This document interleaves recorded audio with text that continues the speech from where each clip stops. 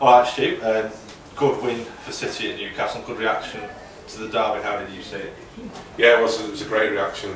But we've seen that historically with City, over the last couple of seasons, when they've been on a run, as they have with this season, being unbeaten. And when that run comes to an end, they really take it badly, and what they tend to do is react big and set off on another run. And if they do that, they'll push United out of the way. But sometimes we moan in this job these days because it can be quite difficult. Clubs aren't always as communicative as they used to be.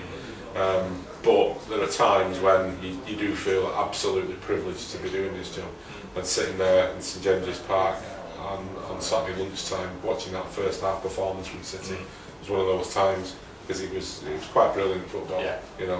Absolutely superb football at times, and you just have to appreciate it as a football supporter rather than as a journalist. But yeah, it was a terrific statement as well. It's sort of letting United know that things aren't finished at all. How much has the sort of strike pairing of Tevez and Aguero got to do with that play? Because they had it last season, City, but something clearly clicked against Newcastle.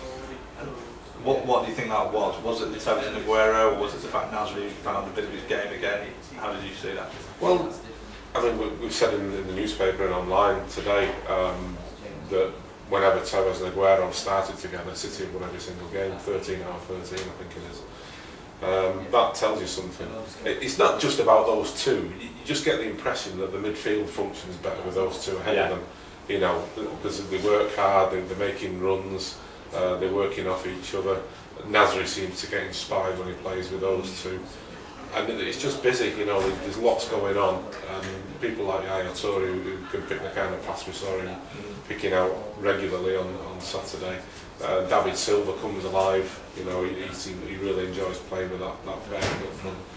So it's the whole thing. It was a shame for Nasri because he took a lot of flack in the derby, rightly so, because what he did in the wall was unacceptable. But the lad showed the character to bounce back from that. Some people might have sulked, and he bounced back, and he put in a great 35 minutes. Yeah. He was a key figure in that performance. And then of course he's done his grind and gone off. But yeah, I think it's obvious that Aguero and Tevez is the #1 partnership. Now, obviously, there's a lot of games coming up, and you can't just keep playing them and playing them and playing them, especially strikers, because there's so much explosive energy that goes into the game that they need to be resting every now and then. But I think when the big games come around and the important, when you need a win, those are the two that you've got to look to. Yeah.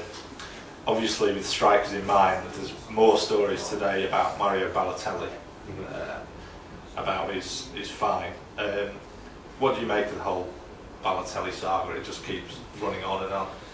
It does, and you just wish it would resolve itself. You wish that Mario would get his head together and realise that he's in danger of squandering a God-given talent. The football, 99% of footballers out there would give the right hand to be as talented as Mario is. He just seems to get distracted too easily by off-field things. He seems to get frustrated too easily with himself and with the team. And then, I mean, you wonder how much this has created his frustration, because he looks a very frustrated player this season. And now we found out over the weekend that he's been subject to disciplinary procedures at City, which have been going on all season. City have kept it quiet, and Mario's people kept it quiet. It sneaked out through a third party, I believe. So, with that hanging over him, maybe he's been annoyed and not knuckled down to the job the way he should. Because people have said, Yaya Toure told us last week that in training he's really made a big effort. He's really knuckled down. He's been really working hard, and he's been promising. He's trying to get his head straight. But then this comes up. It's an odd one because the way I understand it is that this relates to things that went on last season. He was hit with a 2-week fine, which is the maximum City can impose. Just about 340 grand, which again, 2 weeks' work. Yeah. That was surprising because that's 2 weeks' wages, and we've always been led to believe he was on a lot less than that. Right. But I've got very good authority that that is a correct figure, you know, £170,000 a week.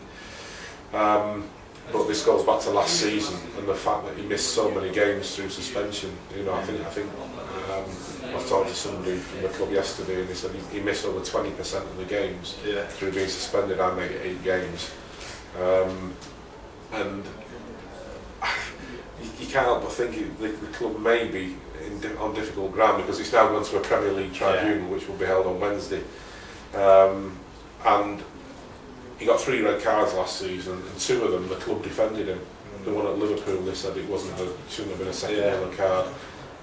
The retrospective red card against Tottenham, where he stood on Scott Parker's head, again the club came down strongly on his side and said that it was twisted by the super slow-mo, you know, that it wasn't as bad as it looked, but it looked really bad in slow motion.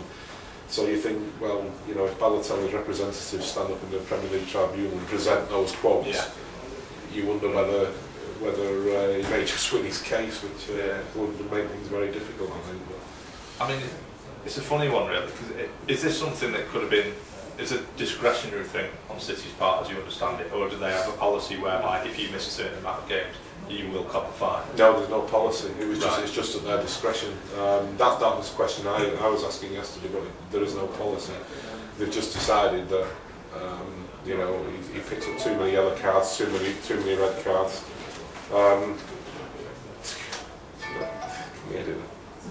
Sorry. I asked that question yesterday. And it's just a case that he picks up too many red cards, too many yellow cards, and they decided to crack down on it, and they took it from there. Yeah, so I mean, really, it looks like it could have backfired, because, you know, someone like Mario Balotelli is notoriously difficult to manage, and maybe they've thought, okay, hit him with this fine, it might make him realise what he's done, but he obviously hasn't. Done, because he's going to the Premier League for a verdict, so that leaves City in by the looks of it, a tricky position. Yeah, it is, but you know, you look back to last season and the same thing happened with Carlos Tevez. He was in a huge fine, you know, he was all kinds of fines. You know, it cost him in wages and in fines near enough £10 million, which you know, makes Mario's fine like peanuts. And you couldn't see any way back from that. You know, he was going to take City to a Premier League tribunal, and then they stepped back from the precipice, I think, realising that they weren't going to win the case. And ever since then, you know, he's been more amiable with the club, more amenable. You know, he sort of got on with it, and he's knuckled down and started to work hard, and found his way back. You know, certainly it's the fans' favour. He's not the hero he used to be, but the fans certainly appreciate his attitude and his approach and what he's done this season. So I think, you know, things change very quickly in football. It could all be forgotten by next week, and Mario could get the knuckle down in training and still contribute to this season. But it's down to him. You know. Yeah. Well, sure, a few goals and make each party a lot happier. Just finally, just look ahead to the Reading game. Do you think he might get a chance there? How do you see that one going? I suppose a lot will depend on what goes on this week. If he turns up in training, I mean, Roberto Mancini won't be concerned himself with the disciplinary matter. That will be what he'll be looking for, to see a response from Mario on the field, on the training field. If he works hard on the training field and looks sharp, he may get on the bench. But I think he's got a lot to prove. You know, the manager clearly wasn't happy with him after the derby. He dropped him right out of the squad. There was no illness, no injury on Saturday. He was just dropped from the squad. And the official reason we were given was that he needs to train more. Yeah. So that's what he needs to do. He needs to knuckle down, train hard, and prove to the manager he should be in the squad. But like we said, it's all down to Mario. He's got to get his head screwed on and not waste the incredible talent he's got. All right.